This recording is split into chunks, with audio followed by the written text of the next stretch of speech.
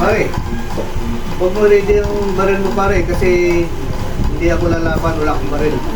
Pag nakalabit mo yan, ito yung paraan paano agawin, unahan yung kalaban.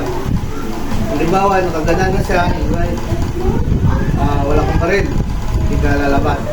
Makita mo sa kanya na hindi mo lalaban. Ang reflexes mo kailangan mabilis. So kailangan, pag ganun mo pa lang ng baril niya, pag ganun niya pa lang yan, tiktak! Yan, una mo sa kan.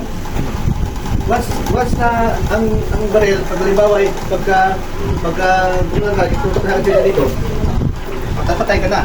So kailangan, pag ano niya pa lang, pag angat niya pa lang, dito na agad, push mo siya, push dito.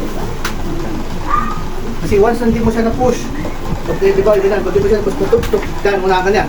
So kailangan, pag ganyan pa lang, push mo siya, push, saka doon mo siya release, yung baril.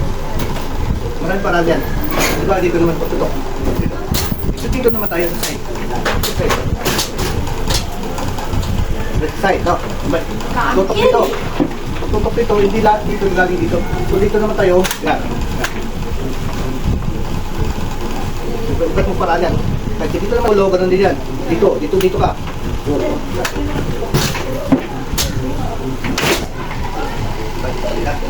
naman yan, dito.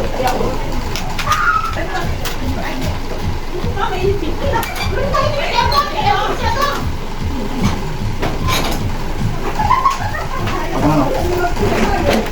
Puno na kata, puno na.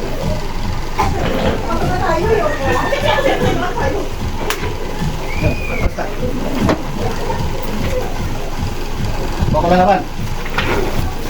Kailangan mabilis yung mga talok sa kaliwa. Yan. Kita.